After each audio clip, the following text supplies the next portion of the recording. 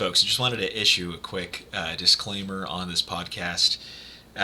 This needs to be said. I didn't have my earphones properly tuned while doing this fun back and forth, and that resulted in me not being able to actually hear much more than just distortions and noises and occasional phrases.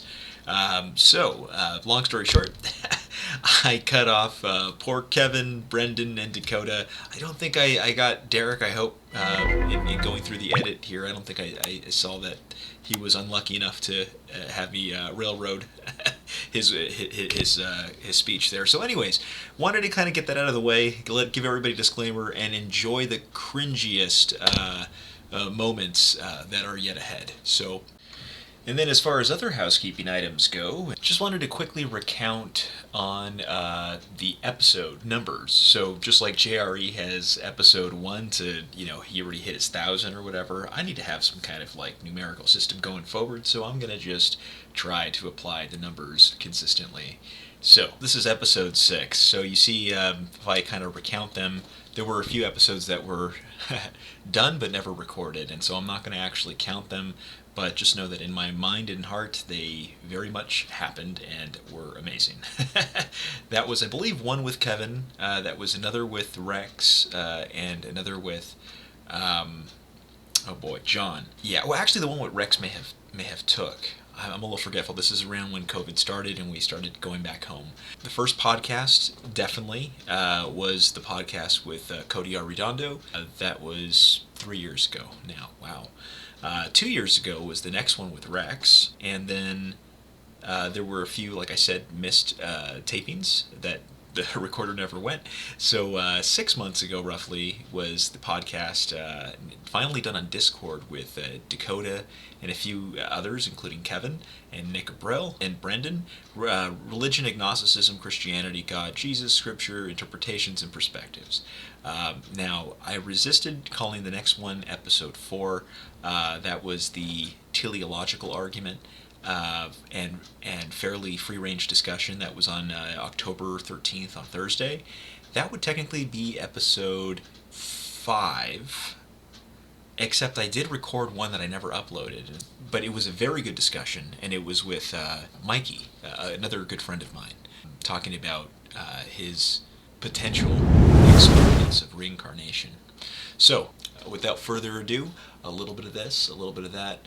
Well, a little bit of this, a little bit of that. Hello, folks. Welcome to the podcast. This is, I think, our 6th episode, but I'll verify in the next.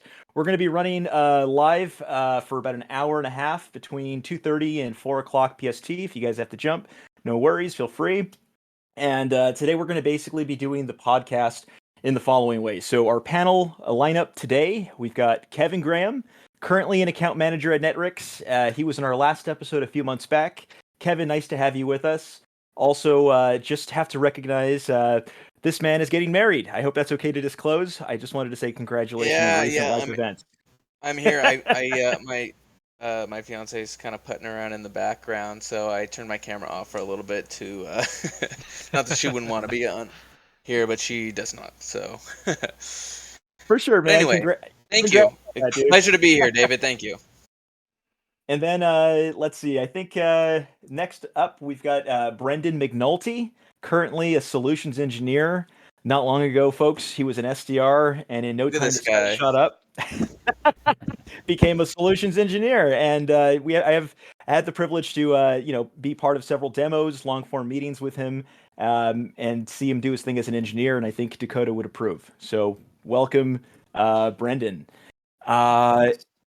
Absolutely. And then, of course, we have Dakota. I don't believe Nick's joining us. My friend Derek will pop in late, but I left Dakota, I left you for last, since you're going to be one of the main stars as we get into your idea of the city-state here. Dakota's also a solutions engineer. He's been working at Netrix for a while, and a fantastic, may I say, engineer as well. So concluding the introduction here, just wanted to introduce all of you guys, break the ice, and want to ask each of you to just join me in a quick rhyming exercise. So I'm going to start by just throwing a random name, and I want to just kind of test our mics and see everybody run through a rhyme until it kind of goes dead. So I'm going to start this off. Next, we're going to, let me see, how do we have this lined up? Dakota, Brendan, Kevin, back to Lord, me. I'm terrible with rhyming. Perfect. All right, guys. The phrase, Depends on the word. then the word, it's not orange. Okay. The word is going to be chick. Flick. Dick. Maybe it's my audio. Trick. Okay. Quick. Okay, wait. Did I miss Dakota? It was supposed to be me, Dakota, Yeah, I said Brendan, flick. Kevin, back to me. You said flip? Okay. Flick. Flick. Got it. And Brendan? Slick. Slick. Kevin? I said dick first. One successful round. All right, just to kind of get us going. I like it. Good stuff. All right, with that housekeeping out of the way, the roadmap today is we're going to look at Dakota's description of a city-state. Next, even though Joseph didn't join us, he did contribute a question to ask after the city-state. We kind of that runs dry. And then I have a few ChatGPT questions that I've asked, and I think I might end up doing something of a passion project with ChatGPT that I want to kind of get into and maybe share some of the responses. So without further ado, Dakota, do you want to kick us off with your city-state idea? Sure. Going to my whiteboard. That's why I'm wearing the headset. So I was sitting thinking the other day about sort of the power distribution in the world. You've got the United States, massive global power, superpower. You've got Russia, you've got China, you've got EU. You've got all these different heavy hitters. You've got the Red Cross, you've got Doctors Without Borders, you've got a ton of different organizations across the world that we would classify as a soft power.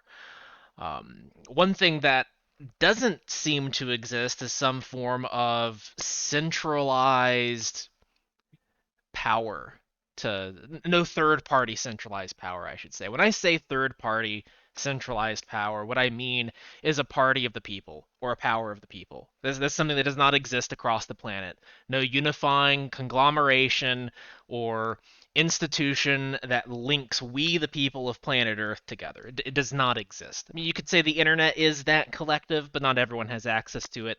It doesn't exist. It's just the internet. And so the idea is that we need a new global power based out of international waters, so it has no affiliation. It needs to be fully democratic, and anyone needs to be able to apply for membership and become a member.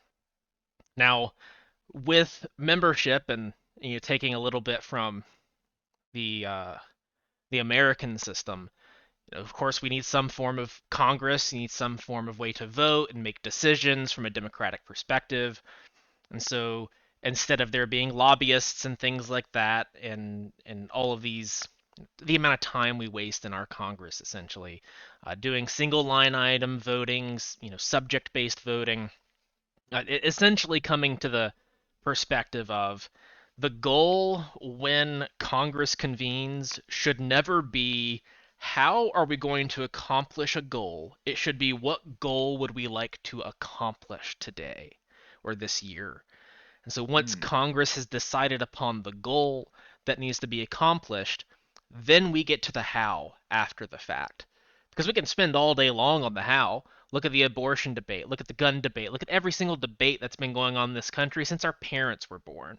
It's the same thing over and over and over. It's just constant stagnation. And so trying to get out of that stagnation, and I guess to summarize, this is rebellion without rebellion. This is rebellion without committing sedition. How do you go against the United States without actually going against the United States? And the same too for any other country. Because the idea is that, all right, we've got American citizens, and we've got citizens from every other country on the face of the planet. They're all members. The goal is to unify the people and let the people have a voice. Now, so far as, because I've mentioned international waters, where is it going to be based? Well, if you ever look at these massing shipping vessels that we have, they're huge. You could easily put solar panels and you could use wind and currents from the ocean, and eventually geothermal and things like that to power infrastructure. Um, Designing ocean sanctuaries. So the main goal of this institution is to essentially take care of the ocean. So think of druids of the sea. So replanting coral reefs and kelp forests, trying to maintain massive ocean sanctuaries, conducting science, search and rescue operations, all anything that is associated with maritime. This organization is focused on doing. So essentially, a modern day, what's the term? Uh, East India Trading Company, a modern day version of that, but without all the colonial pressure that the East India Trading Company was responsible for pushing on the entire planet. Oh, look, So someone just joined up in Hangout. I want to give everybody time to react to that, but I just wanted to start by kind of, I guess, wondering out loud and then passing this over to Brendan and then Kevin. Just how is it that if I wanted to start a city state from scratch, so to speak, city state is a fudge word for like a bare essential unit of a sovereign body that gets to make its own, governing sort of structure of rules for a set of people that might live on a particular charted place or island or some geographic location. How does one move from I'm just an individual or a small group and, suddenly getting the cooperation of the world around my nation state to kind of recognize us or to allow us to exist?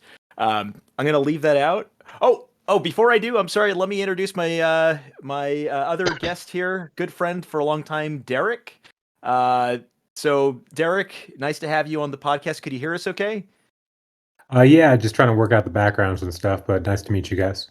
Nice, nice. Well, guys, I've known Derek since 2013, at Lucky Baldwin, some parties. It's been a long time since we've been in touch again, so it's good to have you on the podcast and I'm kind sorry, of meeting Derek. my coworkers here. We've got my friend Kevin, Brendan, and Dakota. So happy for you to join us. And Derek loves this kind of topical content too. So this is perfect.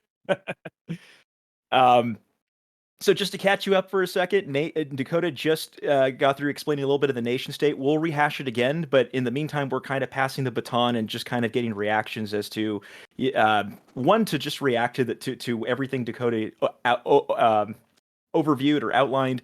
And if you want to kind of take up what I was asking there also as well, which is how does somebody, either a small individual person or a small group, effectively, how do they get to Adoption to the rate point is where they're able to always the create a nation problem. state that respects the boundaries of your nation state and cooperates and allows you to exist, say. So let me pass this over to looking at the camera order. Let's start with Kevin and then Brendan and then Derek if you want to pick up and react. All Yeah, right. sure. Yeah, let me hear what you guys are kind of talking about. Sure. Yeah, essentially.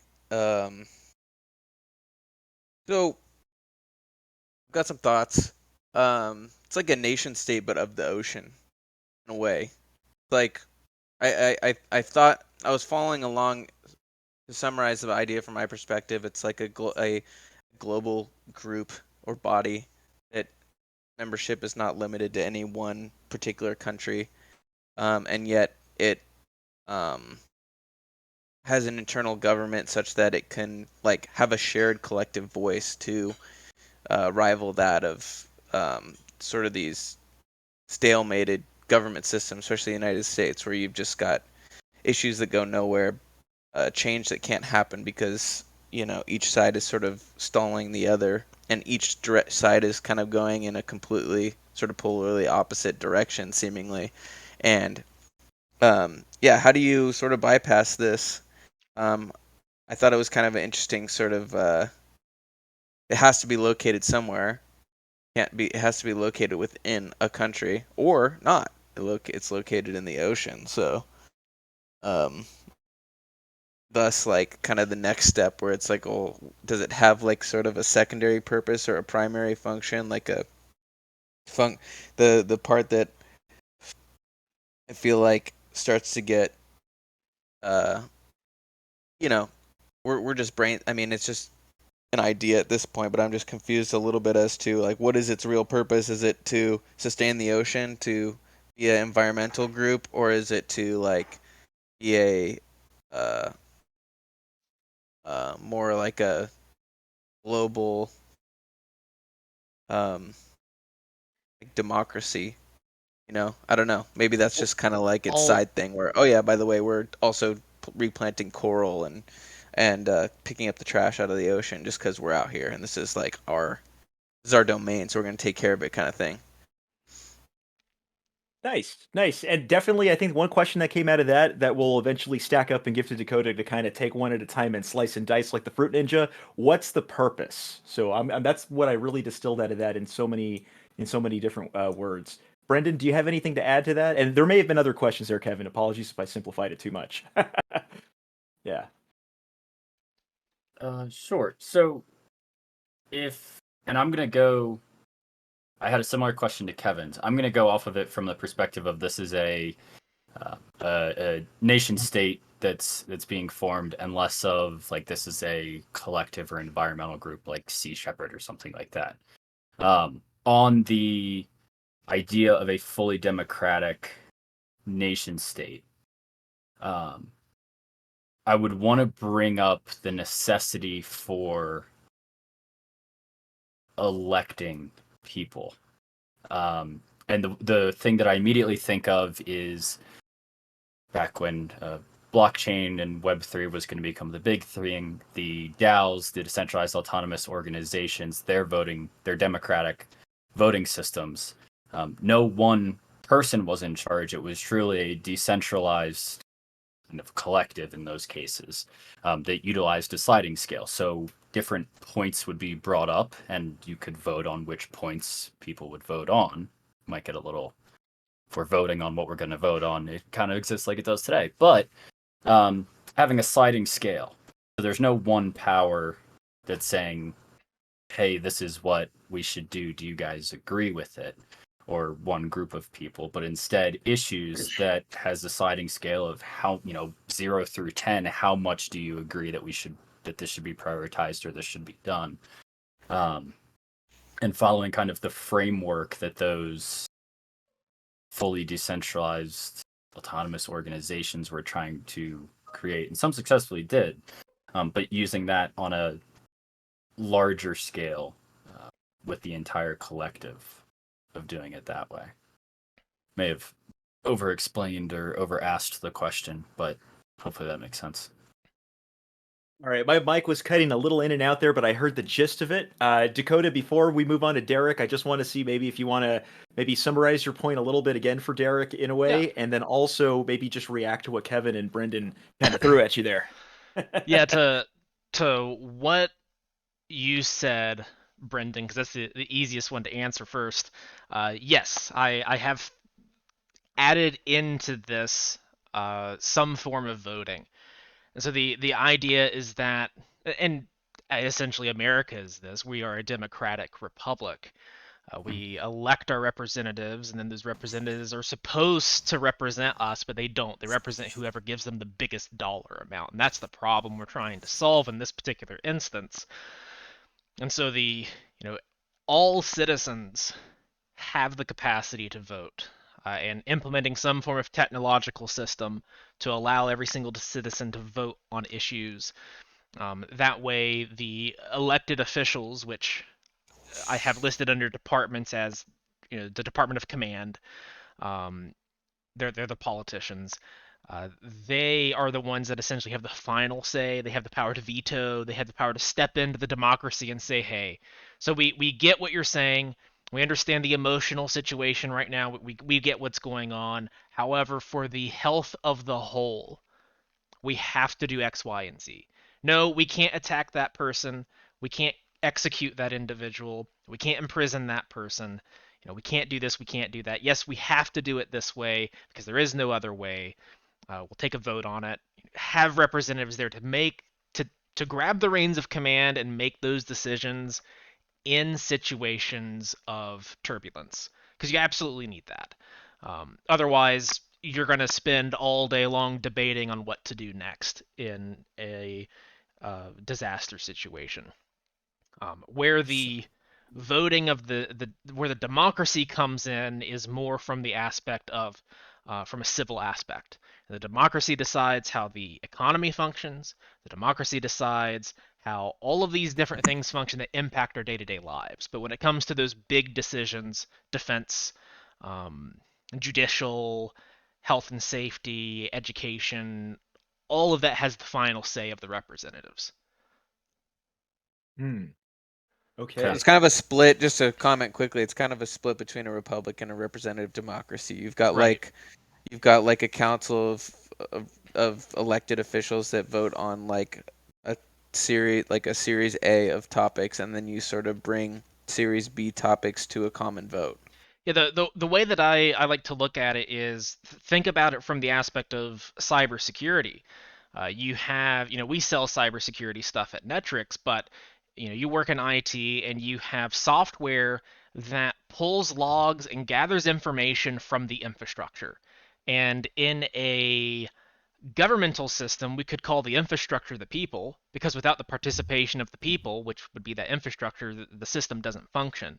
And so as long as you're able to get the right kind of data from the population, then those representatives can look at that data and go, okay, yeah, this age group leans this way, this age group leans that way, this group of people prefer this over that. And with all that information, the idea isn't necessarily to say one group wins over the other. The idea is to say that every single group deserves happiness, and every single group needs to find their niche, and every individual within the group needs to find their niche. And so the goal of the Republic is to help each individual find their niche within the democracy. Hmm. Let me give a second for Derek to react to that. I know this is a lot of you probably, I don't know at what point you jumped in and heard Dakota originally to what he's been saying now, but he's starting a project, and kind of the impetus of this episode is really to dive in and kind of brainstorm a little bit about just some of the in and out practicalities of it. So, And if you've ever in hearing seen the this, do you show understand it, and do you have Sequest, any questions? Yeah. yeah, if you've ever seen the show Sequest, a lot of inspiration coming from that, because we have the option to either explore space or the oceans. The ocean is the obvious next choice because the tech we develop under the sea can be used on other planets as well, habitats, things like that, hydroponics, etc. Hmm. Hey, Derek, do you want to weigh in? Um, yeah, so I have some different thoughts. So, like, Oh, okay. I think your headset is. Wait, go ahead. Say I something. can hear him. I Yeah, can we hear can him hear him. fine. can you guys hear me? Yeah. Yeah, so I have some different thoughts. So, you're That kind of might just be talking my about. headset. I think you're good. So you're talking about getting different data from like the population to make better decisions about government, correct? Correct. So I would kind of postulate that with AI and deep learning, that you might actually need less democracy in the future, Yep. as far as direct democracy is concerned. Yep.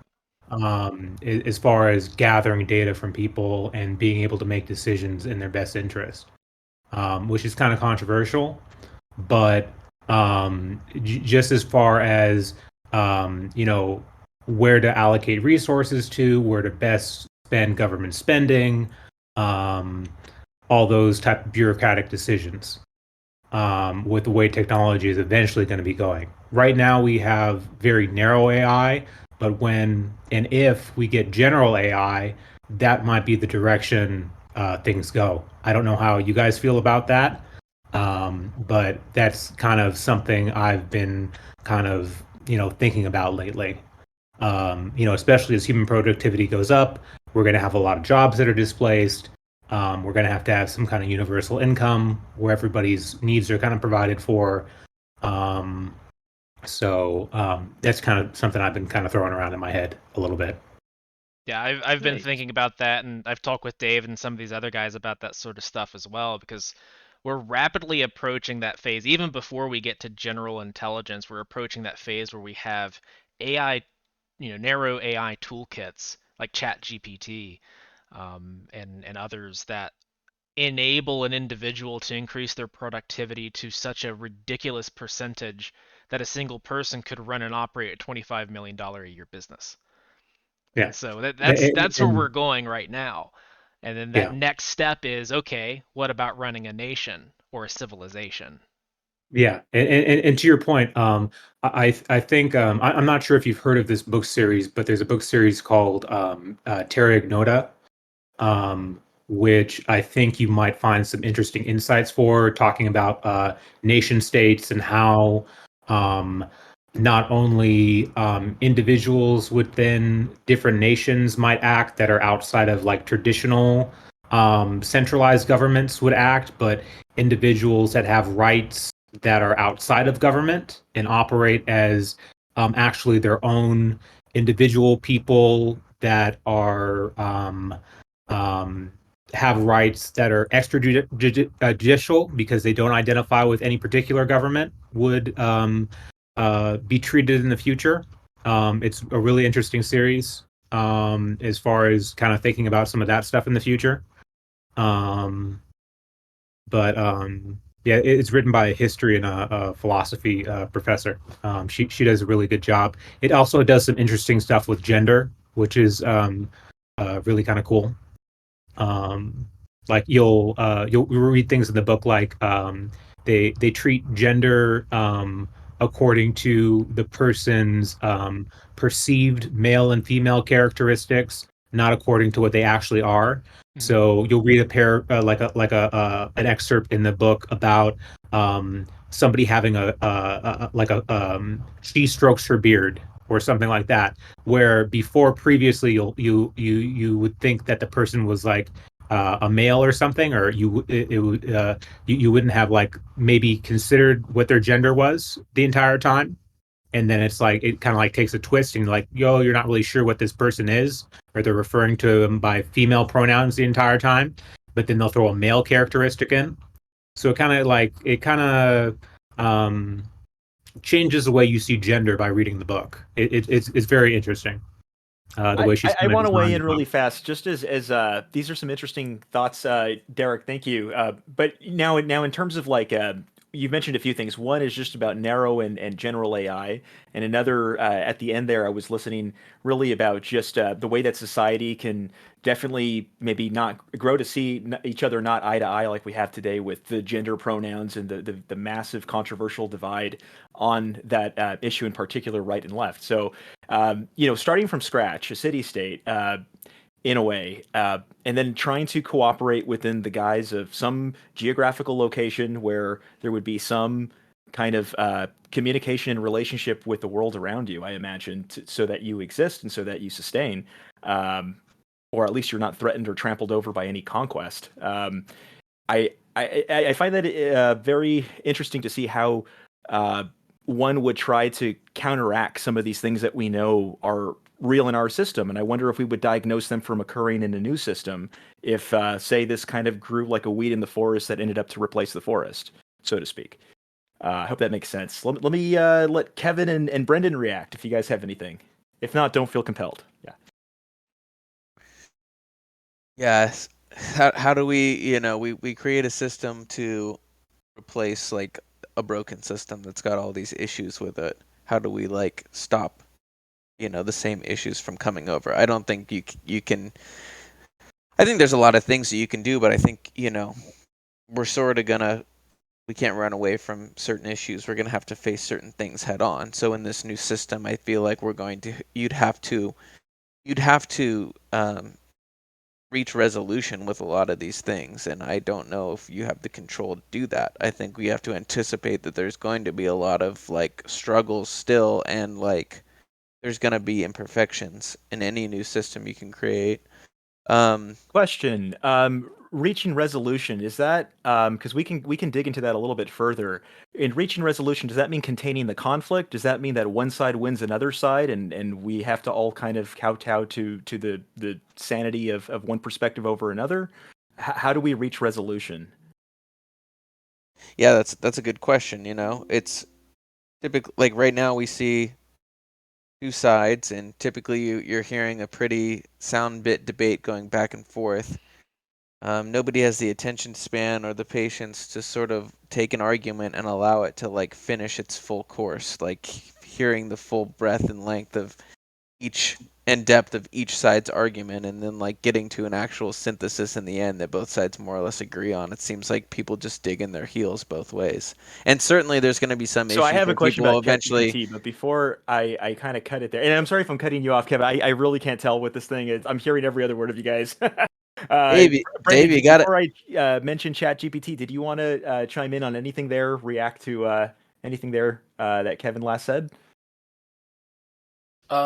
No, I mean, I think I think Kevin brought up a good point that oftentimes history will repeat itself, and without accurately diagnosing the issues that exist in modern day across systems, not just the United States, but across political systems, financial systems, um, issues that may arise based on different societal norms or socioeconomic classes or things like that. Without properly diagnosing the issues that exist within each system and then establishing controls right off the bat, people are people and history will repeat itself. And so I think that was a really good So point that in Kevin brought up. diagnosing some of these, I'm sorry. So in diagnosing some of these issues, would you say that some of the technological I don't know if it's the right word is artifacts, but the newer technology that's coming out, ChatGPT is what comes to mind, and other competitors in the space. Do we think that that's how is this going to impact the creation of a city state? How is this going to impact the deep rooted issues that we're describing that occur in nation states, whether or not it's a symptom of the way it's created, or it's just something inevitable we have How to did deal the with, as Kevin printing says. press affect humanity? I think that's the type of question we're asking when it comes to Chat GPT and AI. Yeah, The and printing press, you say? Yeah, yeah, it's I that mean, level of there's impact. also Because in terms of its foundational impact, in terms of it, just okay, yeah, I could see that there's because also yeah, inherent problems with the narrow AI that's currently out there. There's kind of this black box effect where whatever the input is that you give it has a dramatic effect on the output, and users really aren't sure what's going on with the algorithm that's being used in most of the cases. Like with Midjourney, a lot of the things that are being generated take from copyrighted sources, and they don't acknowledge or credit what is being used. Um, so, I mean, there's inherent problems with a lot of these, tools that aren't, really being acknowledged.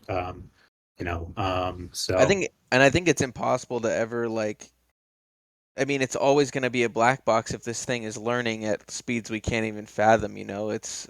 Well, I mean, there can be controls for it, but laws have to be written, regulations have to be put in place, and there's going to be money and resistance to that unless there's political will against it, and people are forced to regulate. Hmm. So out of curiosity, who's used ChatGPT already? I'm sure all of you guys have. I mean, I know in some cases in the chat, I know Dakota and Brendan, Kevin, you have, and Derek, I'm sure you have. Yeah. Yeah. So I mean, just I want to go around quickly and just get a feel of what kinds of I have been using it since I remember we've been talking about it. On our downtime at work, and I've been using it for all kinds of things. And especially what I've been finding the most utility in lately is providing me lists of things of information that. So, for example, cooking outside, there's a list of different types of meats that cook at different temperature ranges. So I just printed out myself a laminate sheet and have that kind of next to my barbecuer. So like little things like that. Have you guys explored ChatGPT being useful in your own personal lives in any particular way? Not to steal away too much from the central topic, but just Brendan, you got Well, anything on it that? applies to the central topic, Or so. yeah. Yeah. Yeah, I've used it for little things here and there. I used it to make a couple PowerShell scripts just to make building my lab a little bit easier, adding users. So little stuff. I haven't used it on any big scale.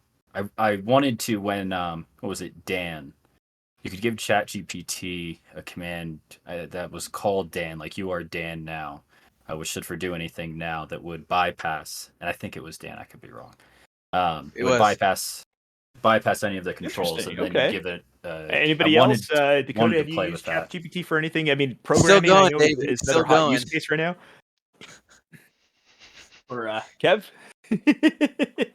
Dave, you keep cutting us off, but it's okay. I think your microphone is busted. You can't. You're like only Man, getting I'm sorry. some. Am I cutting you guys off Is left it? and right? I can't tell. It's okay. It's okay. I mean, maybe we are kind of rambling, but Hey, I next use. podcast, all right?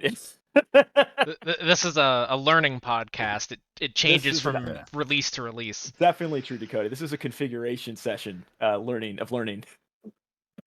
I just dig it. I try to get on there more. Like I try to push myself to get on there and try to think of new ways to use it. I feel like a person is gonna be more and more valuable the more ways that they can enhance their productivity using AI.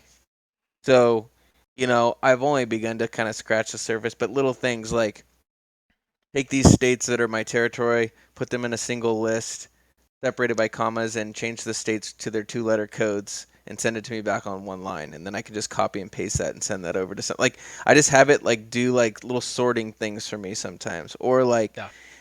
I like to kind of know what its perspective is on certain, like, if, for example, I'm an account manager and I am talking to, 300 plus different customers in my territory, and one of them may come up with they're using some company's software that I've never heard of.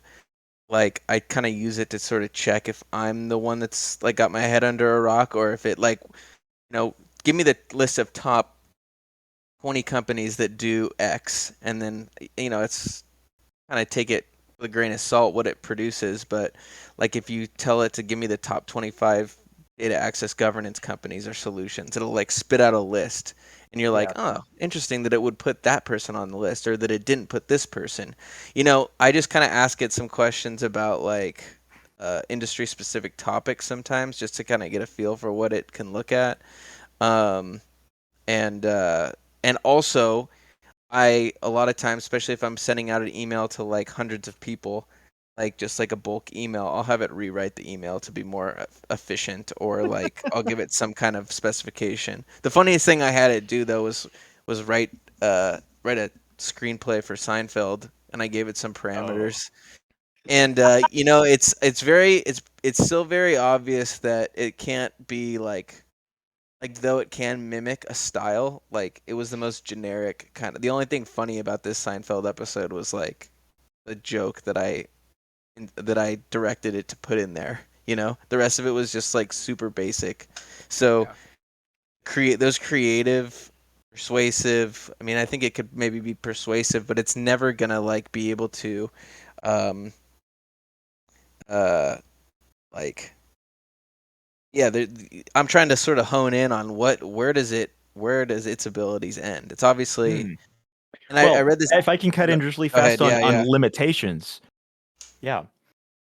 The narrow AI doesn't have the ability to answer like why questions. I don't think at all. It's definitely not in its scope, or like the creative human aspect. I think is kind of what you're trying to touch on.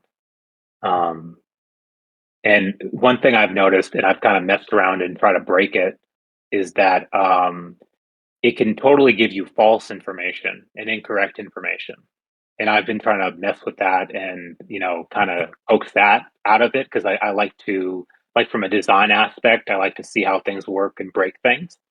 Um, so, like, you can, like, ask it to give you historical biographies on people that don't exist, and it'll give you a biography on that person.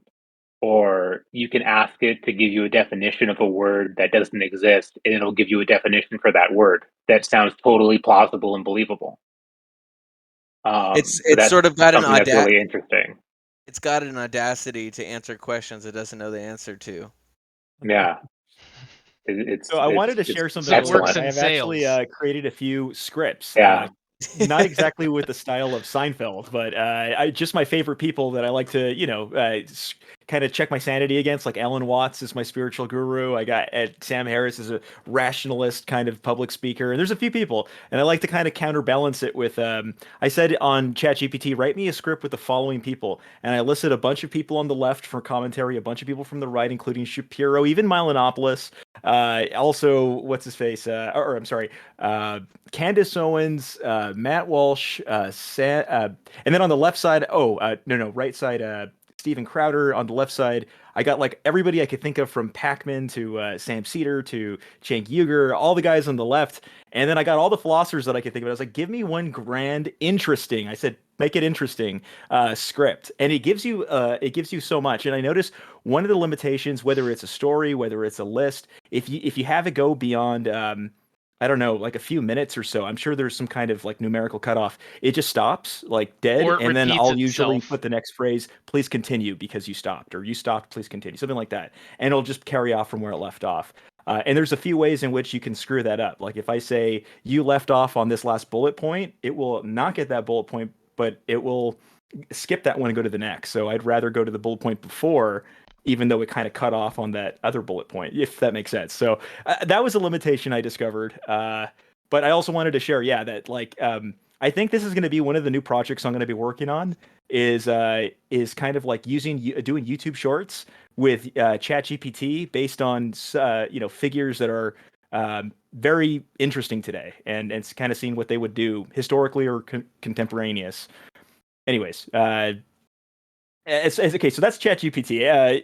Going back to the city state, unless anybody else wants to kind of linger on this or has any last minute reactions to it. I would add with Chat GPT, Yeah. I don't like making predictions, but my prediction within the next 5 years is that we're going to see more tools using this type of technology, specifically from our job perspective.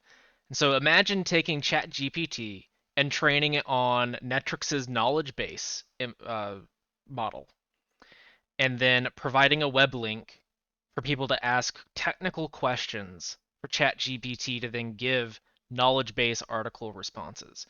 But not only that, we can generate images and video and audio with this technology as well. So using ChatGPT as the main interface, so a natural language model for the interface, and having it generate novel content, was novel when human made it and we trained it on it. Have it generate that content and then feed that into image generation and audio generation. So eventually you get to a point to where give me a demo of Netrix Auditor and it generates everything for us. Give me a skit of Neil deGrasse Tyson and insert It, any other human being where we have voice samples of here, animate it, and do a voiceover, and it'll have the capacity to do it. So it's taking the human artist and taking everything that they can do and putting it into a toolkit for someone who's not artistically inclined. hmm. And right now, I know there's a big surge in different occupations that are being threatened. I think I remember hearing about correct me, keep me honest. I think there was a Supreme Court ruling about artists and intellectual property rights. Anybody hear about that recently? About artists that are saying, so I think the issue was that what do we consider intellectual property from if you do a text to image kind of uh, uh, program with your AI and you say, give me a picture of a fantastic whatever, and then it gives it to you. And the way that it's built up, I think part of the ruling in the Supreme Court is really trying to figure out whether or not the AI has its own Yeah, property if I rights say or write based a on the way that it's painting programmed, using the each of those style of individual pictures Vincent that it van uses to Gogh. generate are themselves copyright kind of infringement because they're consolidating in some way. Anybody hear about that? Yeah, I've seen a lot of arguments. It's not necessarily anything from the government, but I've seen a lot of debates and people talking back and forth online about it. I mean, at the end of the day, progress is going to be progress, and it's very difficult to stop that. Yeah. So if I ask it to create a piece of art in the style of Vincent van Gogh, and Vincent van Gogh is still alive, does Vincent van Gogh get the rights is that his artwork, because it's his style. He developed the style, but it's the AI's artwork. But the AI doesn't know what Vincent van Gogh's style is until we train it on Vincent van Gogh's style. And so you apply that to every single artist in the world, and you have a major copyright issue. In my opinion, all that these tools are going to do is make real artists' works more expensive because it's a real human being doing the art. Yeah. I'm looking at the time here, guys. We're at 3:13. We're going to 4 o'clock. Just a quick reminder about where we're at and where we might be shifting gears to. So I want to kind of pivot back to the nation state and open it up to the question: what are the main challenges or obstacles in getting something like this off the floor? Maybe I don't know who would be the best to start something like this. Anybody have any obstacles or challenges that come ready to mind? I Let's got go, something Derek. right here. Okay, so pre-existing governments, obviously, and corporate interest. So to any nation state that you're starting new, you're going to have to insulate yourself um, from existing governments and either make yourself useful to them to the point where they don't see you as something to take over and kind of squash when you're just starting out. So you're going to have to make yourself, uh, financially viable. Produce something technologically. You're going to have to produce something. So that they allow you to exist, right? And same thing for major corporations, because that's basically what kind of, at least in my view, supports most governments in the world. If the governments don't outright, support them. So I don't know how you guys feel. Yeah, even down to you'd mentioned like a big ship, Dakota. You have to sail through somebody's body of water first, which means you need to be registered to some country to even get that boat into international waters. Yep. You have Um, to start somewhere, but once yeah, you get where you're going, you can be a breakaway civilization if you reach critical mass to do so. But you have to survive to sure, reach critical mass to do so. sure. All So right. yeah, So I mean, if you had some kind of like unique technology, or if you were some type of industrial powerhouse as a nation state, then and you could get the backing of Russia, China, the United States, then that would afford you the power to do whatever kind of experiment you wanted to do, politically in your nation state.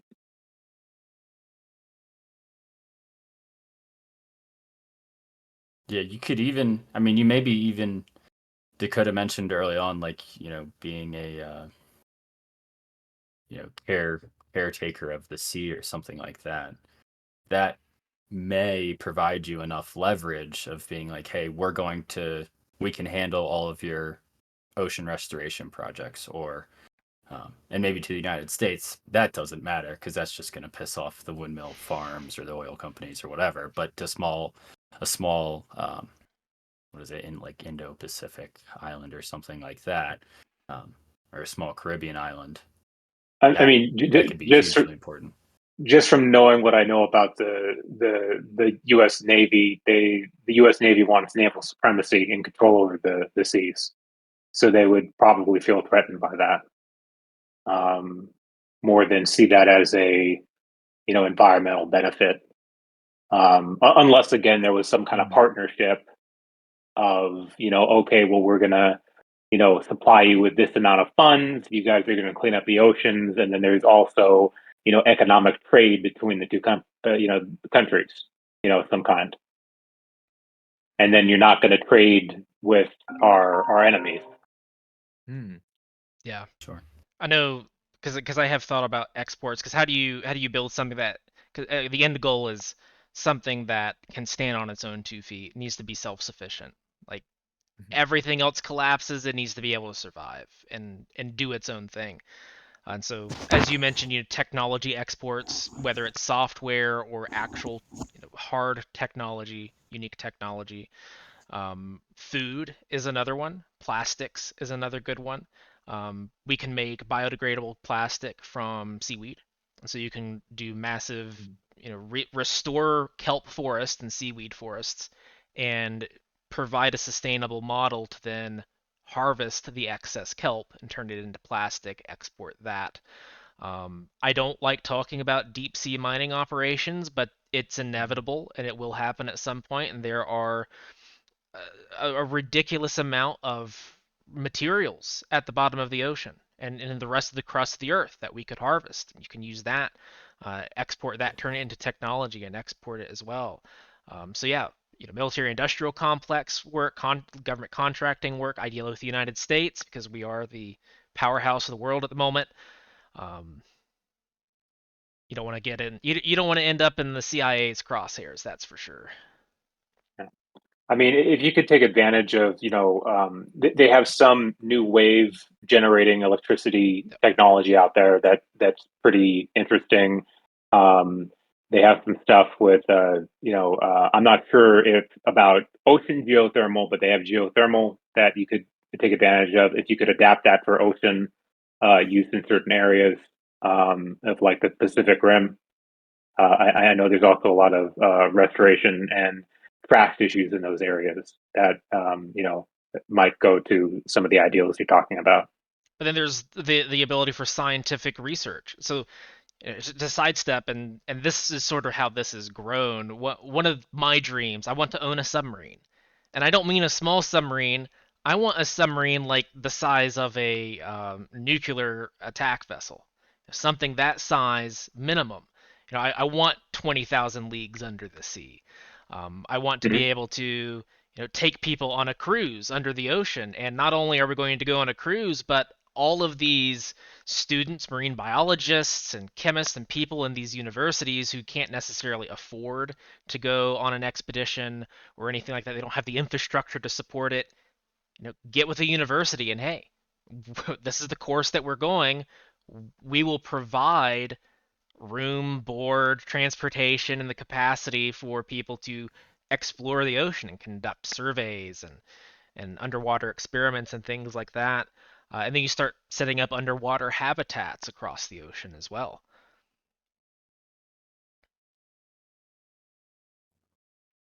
All right, guys. So just taking a little temperature check here. I feel like we've ran a little bit on the nation state. I like the idea, and Dakota, I'm wishing you luck in terms of how that goes. I hope that I'll let you know in 80 we can years. do another Yeah, podcast I, soon, and you can give us an update that nobody just because I imagine, like as you said, like it's going to be, suppose it's in the middle of an island inside of the sea and you have to get yeah. there somehow, and now you're there, and then all of a sudden you got a group of people that are all cool with you, but then you have maybe one nation state like South Korea or some North Korea, excuse me, and they're just like, hey, well, fuck that little piece of shit island right there, we're going to go and whack it for We've whatever already reason. seen this happen, David, when the Yeah, pirates existed.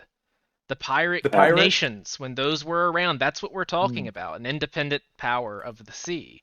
And we can see what Um, happened. They don't exist anymore. I think you should I, link up. I think you should So we link have up some with the. historical examples, you're saying? Yeah. I think you should link up with the All permaculture right, all kind right. of Oh yeah. cohort.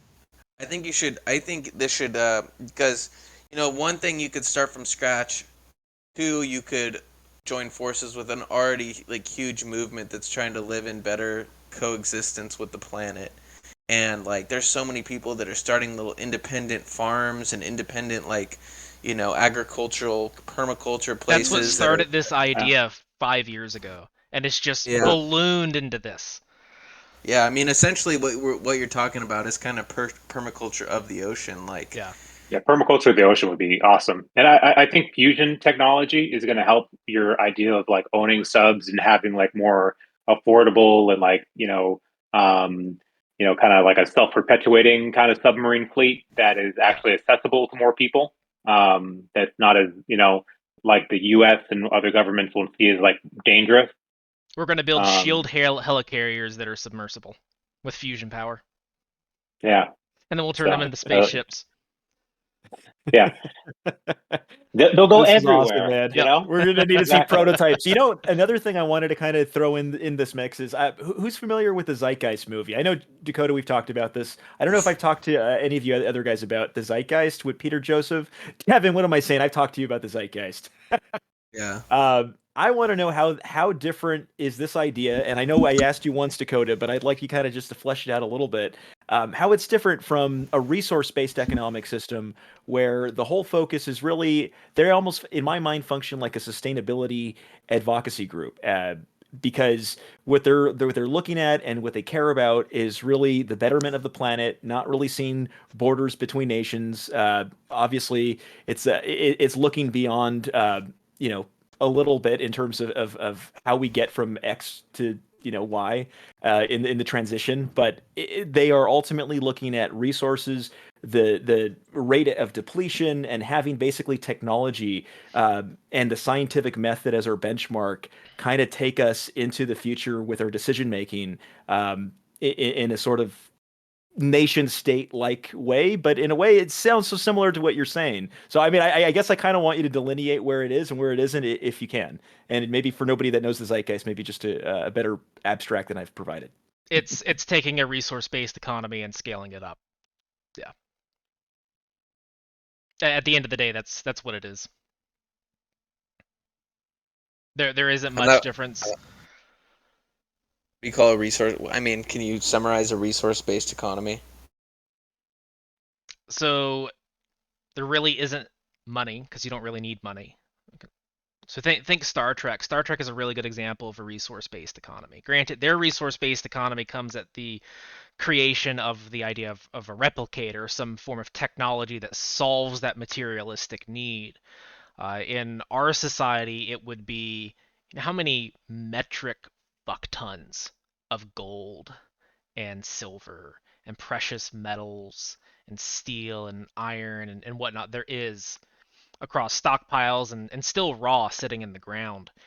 All of that requires work to be turned into product, and then that product is sold. And so, resource based economy is essentially saying, well, the capitalists make the money for the product in capitalistic society. In a socialistic society, ideally, it's the working class that makes the capital. In a resource based economy, we're building shit for the sake of building shit because we're human beings and we can do that. We don't need all of these other weird restrictions, such as bartering and things like that. Um, if I want to learn to play the violin and we have the resource access center at the center of our city, I can submit a ticket to request, hey, I want to learn to play the violin. And I go and I pick up my violin, and it's the best violin that anyone in the area can make. And if anyone's there to teach me, they're there to teach me. So I didn't need to spend a dollar, a dime, anything. And of course, really the only way you can do that is if everyone's, the Maslow hierarchy of needs, that has to be met first for a resource based economy to function. Because if that's not met, then you have scarcity. And economics is essentially the study of scarcity. An economy doesn't function if there isn't scarcity, or our current idea of an economy doesn't function. Yeah, It requires scarcity. it's like we can make it easier on each other by collaborating. Yeah. Like if you have a single person living in the forest by themselves, they've got to hunt their food, they've got to collect their water, they've got to build their shelter, they've got to do everything for themselves. It's exhausting. You're working from sun up to sundown. We specialize in an economy and like each do our own thing and contribute it to the pile and take what we need and give what we give. And if everyone's working to contribute to the pile, there's enough surplus for everyone.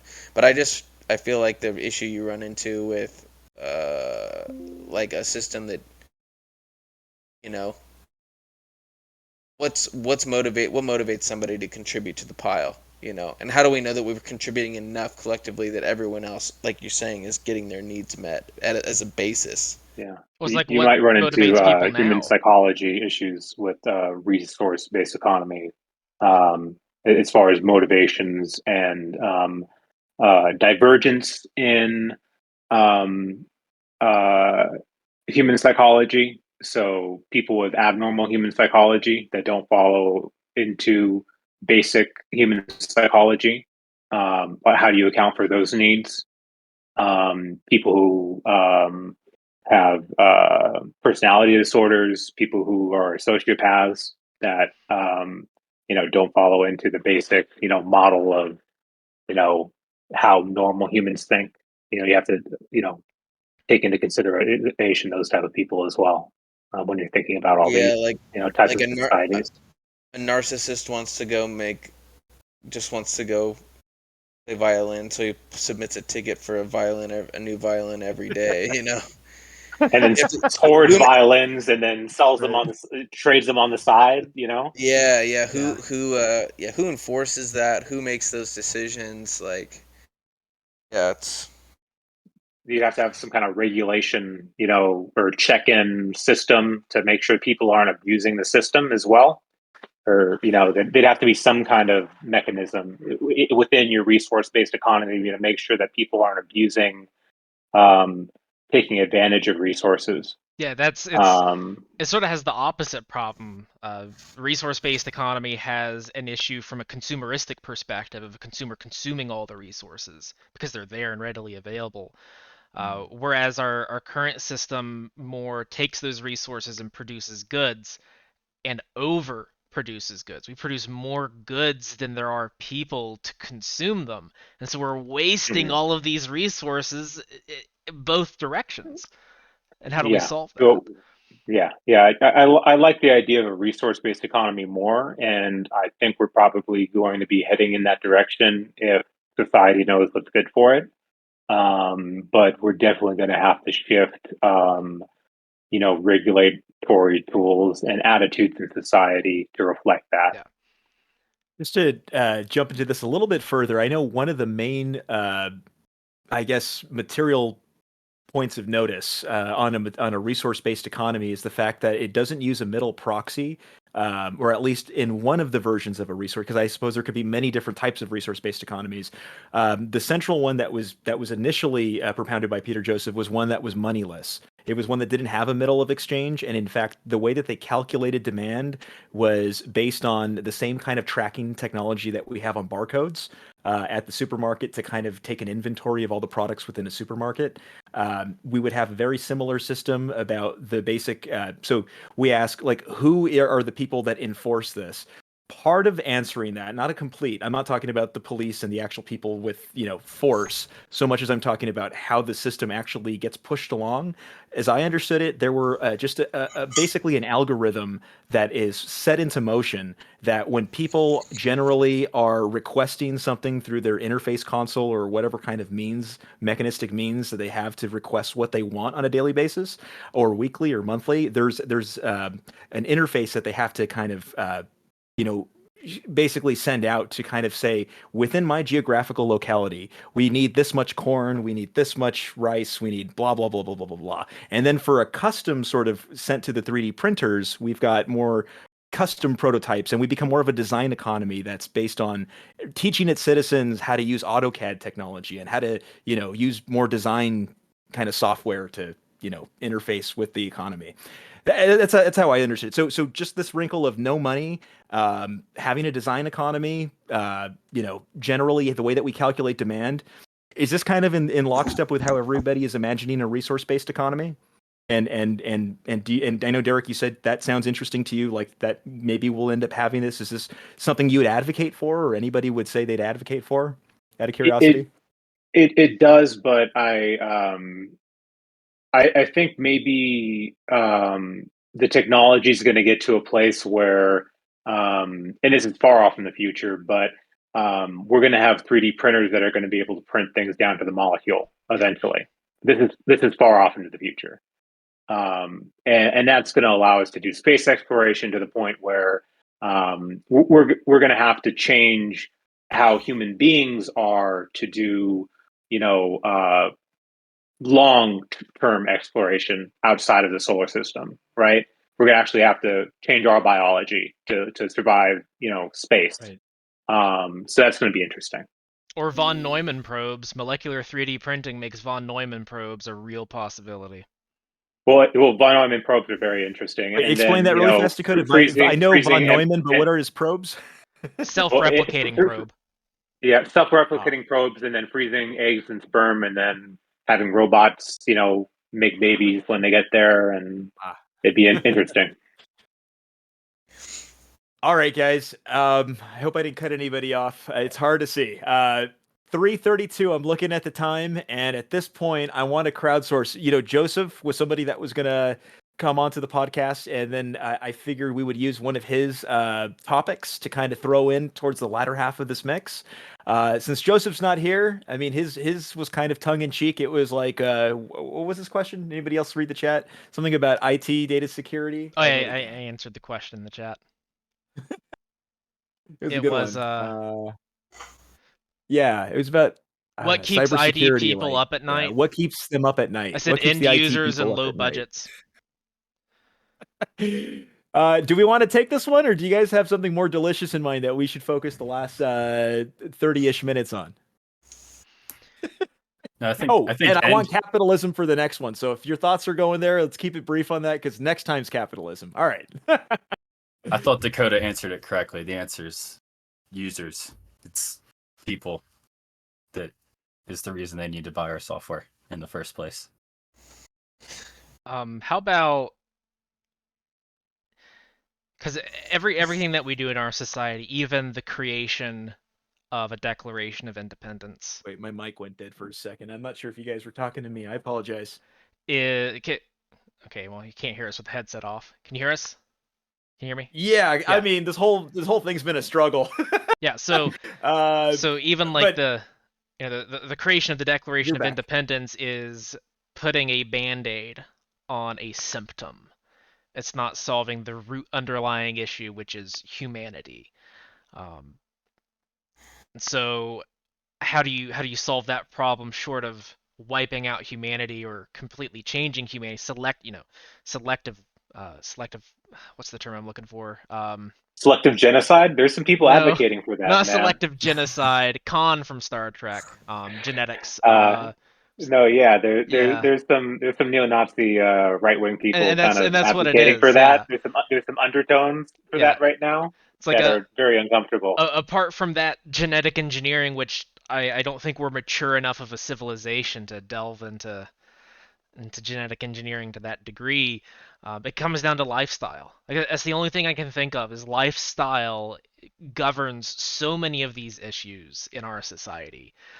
If people could wake up in the morning, not have a bunch of stress, they have highly nutritious food in their diet, they're getting plenty of sunshine, plenty of fresh air, they walk outside, they're surrounded by nature, they're in as much of a harmonious state as possible, then we don't have all the issues that we have. We have a completely different set of issues, but we don't have all the same issues that we have. We don't have the same type of crime rates or anything along those lines, or malnutrition or anything like that.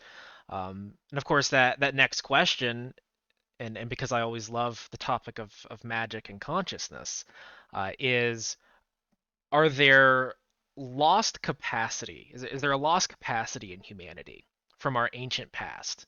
Whether it's magical powers or anything along those lines, or at least this understanding of how to work with consciousness or work with the other world, or the astral world, whatever terminology you want to subscribe to it. But with the caveat being, in order to use that type of system, your body has to be healthy. Your mind has to be healthy, so you have to be eating the right food, highly nutritious. You have to start at this foundational layer and build a lifestyle around the end goal in mind. And we don't do that in our society. We don't build the lifestyle around the end goal. So now that my mic is working, apologies. Can somebody tell me what the topic was? Because that was a lot of delicious commentary, but I don't know what the thread was. A little bit of everything. I guess mostly, ideally the resource-based economy and the city-state and all that solves the problem of humanity, which is specifically the issue here in the West where we've separated ourselves from spirit. All of the natives across the planet, all the native tribes have, a very interconnected relationship, not only with themselves but with nature itself, which is something we don't really have in Western ideology that much. I mean, we have it, but we don't have it in the traditional sense. It's like we lost something there. And how do we What's the gain that dominant back?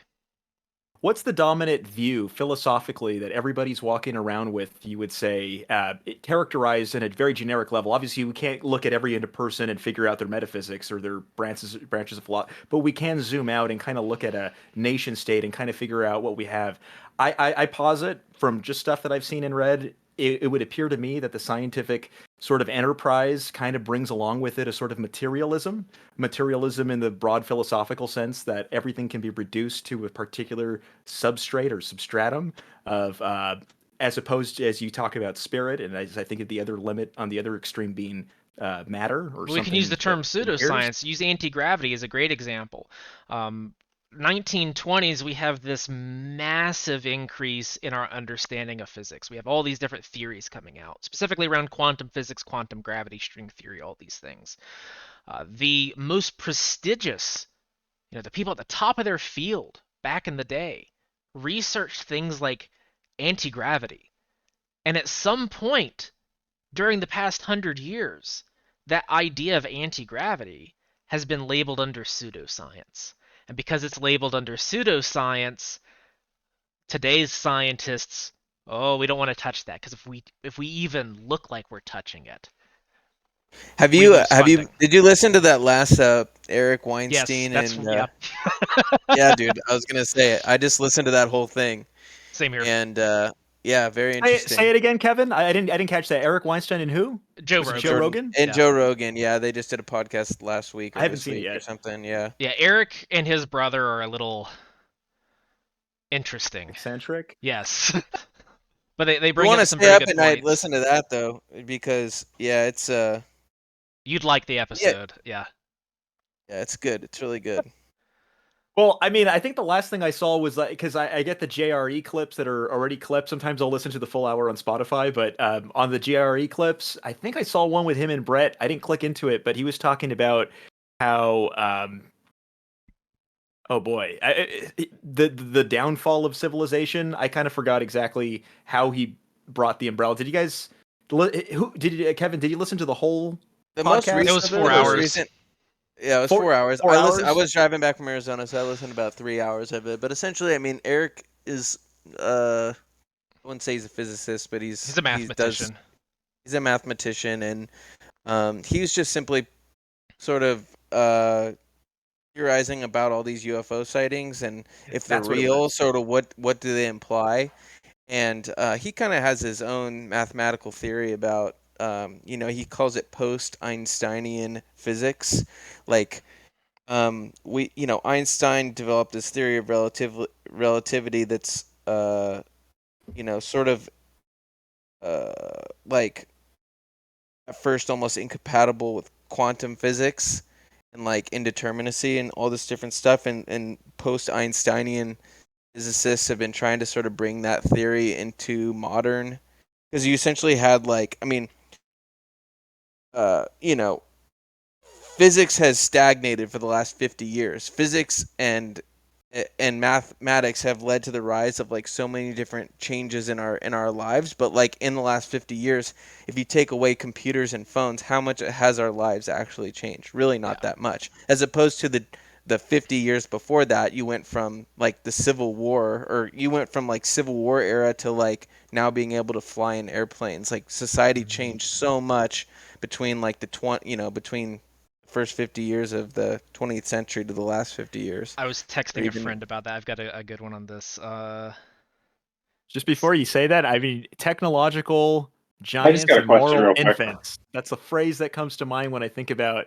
I think even Jordan Peterson may have echoed this too, where he says that when you look at just the last few decades of our global past, I mean, it would appear as though we've if you look at 2001 with the internet and just the way that it appears Moore's law or some version of the mathematical curve has really been showing to be exponential. Um, yeah. Wow. I've got a couple of But interesting that's dates here. technologically, and then ethically, we'd say we're not quite there. We haven't quite caught up in the same way we have technologically. Sorry, I just wanted to Before I forgot that, Dakota, you had something in the tip of your tongue there. So there are a couple of interesting things here. I saw a video the other day, the Castle Bravo disaster, which was the first thermonuclear detonation. We had to evacuate 20,000 islanders because we were irresponsible. We thought that only 30% of the fuel would fuse, but 100% of it fused instead. So that was a problem. They expected to be a 5 to 6 megaton explosion. It was 15 megatons instead. But just to show how quickly technology evolved, the American Civil War ended in 1865. The first nuclear bomb was detonated in 1945. That's an 80-year gap. That's one person. One person between the Civil War and the first nuclear detonation. Now, some more interesting dates. Civil War, 1865. 1886, the first gas car patent. Or no, it's created in 1886. The patent was the year before. 1903, the first plane by the Wright brothers. 38 years after the Civil War. In 45, we get nukes. In 69, the moon landing. In 71, we get digital computers, and our parents are born. So in 100 years, we went from riding on horseback and shooting unrifled guns to landing men on the moon and blowing chunks out of the side of the planet with atoms. Yeah. So the thought is, even since the 70s, there hasn't been a huge monumental Right. discovery in physics that has really fundamentally changed our lives that much. And that he sort of talks about like discovery of unstable uranium, and the discovery of the neutron really was this 0-day event where it changed the entire game for humanity, where we all of a sudden discovered that these neutrons could be accelerated and fired at protons, and they wouldn't be rebelled against like the event. It's not like when you can't fire two protons at each other because they repel each other. It sets high forces, but you can slam a neutron into the side of the nucleus of an atom and split it and cause a release of explosion so great. The discovery of that changed like so many things and gave power to the first person that could yield it. So like, what has physics been doing since that?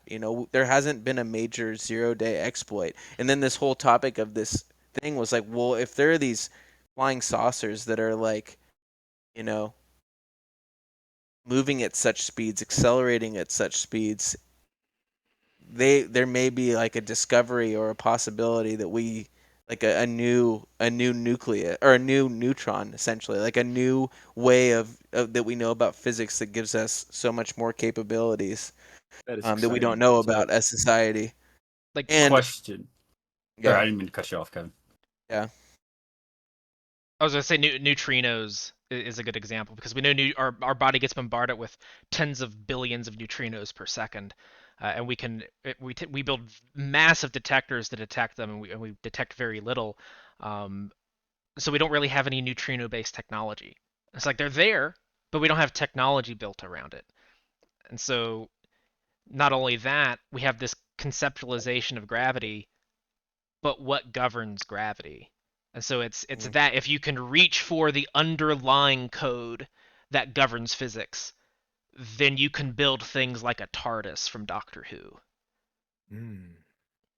So, question to go off of that, Dakota, and what Kevin was saying earlier is, and I only asked this because I was been reading about this for the last couple of weeks, is the development of quantum computing that cataclysmic event, the next cataclysmic event that will project us further.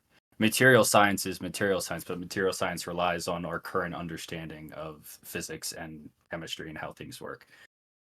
But from a technological standpoint, right, like Kevin was talking about, like the discovery of a neutron, will the ability to theorize and run simulations within quantum computing and using qubits and technology across the board be that cataclysmic event that will push us to the next step? Because there hasn't I'd been say it anything in would a help. long time. It'll absolutely help. I mean, we don't know what the impact is going to be. I mean, to quote Jurassic Park, Dr. Ian Malcolm sitting there, scientists were so preoccupied asking whether or not they could, they never stopped to think if they should. And so it's like, yeah, probably it will. It'll catapult us into the future like we wouldn't believe, but no one is stopping and sitting here and asking if we should do it. Well, there's no stopping it. Yeah. It's um yeah. I mean, it's like Interesting. yeah. Well, guys, I think we have just about the time for one last topic. So, in case we didn't run the full course on this one, what would be juicy enough to end the last 15 minutes here, guys? And we can go social issues, we could go practical, technological, philosophical. Give me your best. Let's take a show of hands on categories, starting with, or maybe suggest a category. We could do it like Jeopardy. Start with Derek, and let's just kind of take a crowd surf here. All right. I'd like to get everybody's opinions on psychedelic assisted therapy and what you guys kind of think about that. MDMA is slated to get approved within the next year here for PTSD, possibly depression, and anxiety disorders. It has bipartisan approval. People like AOC, Rick Perry, um, other people in Congress, a lot of governors are backing it as well, both Democrats and Republicans. So it has a lot of support there. Soon to follow, it's suspected that psilocybin will follow 2 years later. Not quite sure if LSD will get approved, but it looks like those two are probably going to get approved. So yeah, that would be my suggested topic. Nice. I like that Nice. I topic. like that one a lot. Yeah. Does anybody else want to challenge that idea, or can we run with that one? Because I actually kind of want to hear that. Don't let me I bias like you. that idea. Drugs is always a good topic to get on recording. Finish it with a bang. No, that's fine. All right. Well, Kevin, give us your Berkeley. No, just kidding. I think it'll probably. I mean, should it? So I don't know. I don't want to be the first person to dive in here, but I will. Are we gonna stick on this topic though? I think by the time we get around and crowd surf everybody's suggestion, we're gonna be about out of time. So let's just roll That's with okay, dude. it.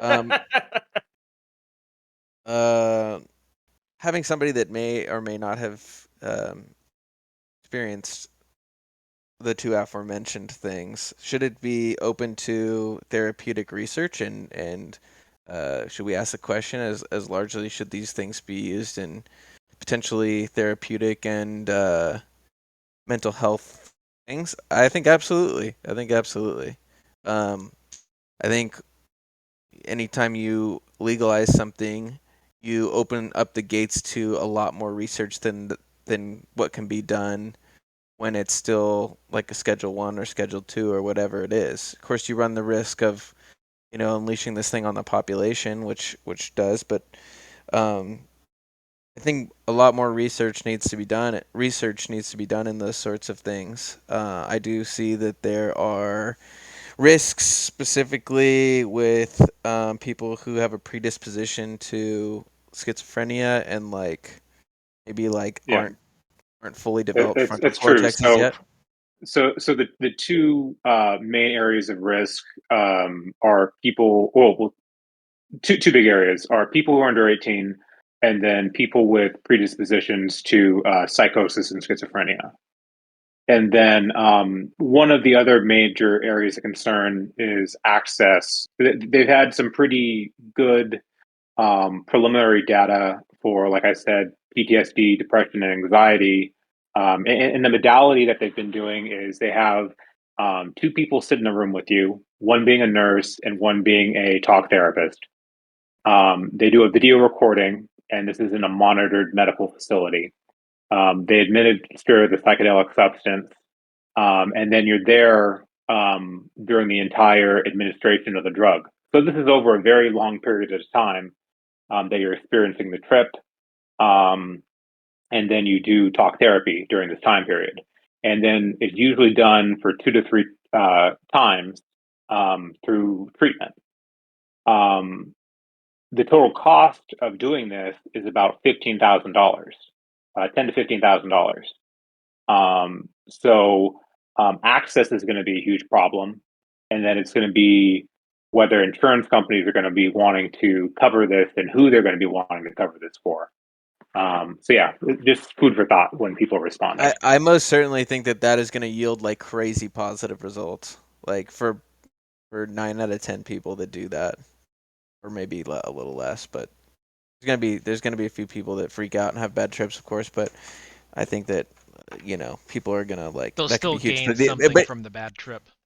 I think they've Well, yeah, already shown yeah. that research does that kind of session is beneficial to people. But yeah, your question is okay. How do we actually you can't obviously. There's not enough money. There's not enough resources to give that experience to everybody. You know. Well, So yeah. how do you cover it? How do you draw the line? Who qualifies for it? That sort of thing. You know. Yeah, yeah. And it also kind of, social aspect of like, what do you guys think as far as like, does this encourage more behavior recreationally? Do you think this should just be, should this be legalized completely for recreational use as well, or should this just be in a setting with, prescribed with a, clinician? What do you guys kind of takes on this? Yeah, I think I fully support the idea of legalizing it at a federal level to enable research. I think that should absolutely be done. My stance on the majority of social issues is very libertarian of I don't think anything should be criminalized. I think the reason for saying that is because who's going to actually benefit? Sure, there may be some individuals that will benefit.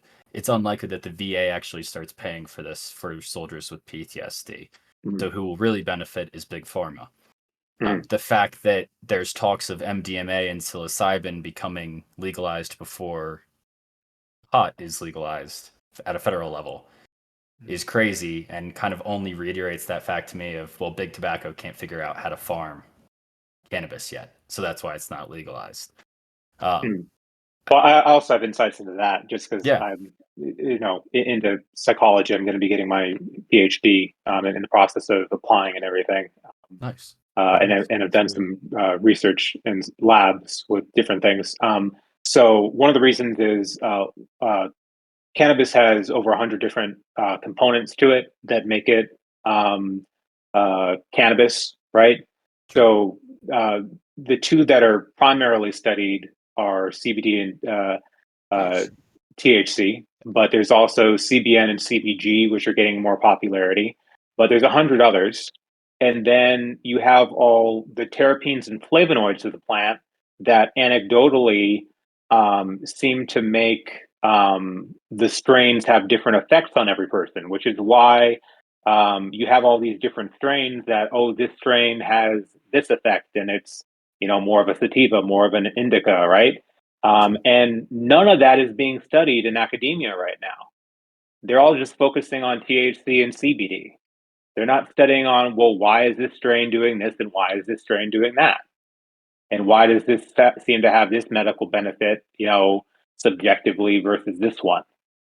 They're not, studying the phytochemicals of the terpenes interacting with the THC and, actually dosing people at all because of the legality of it, even though they could with the government pot that they get from Mississippi.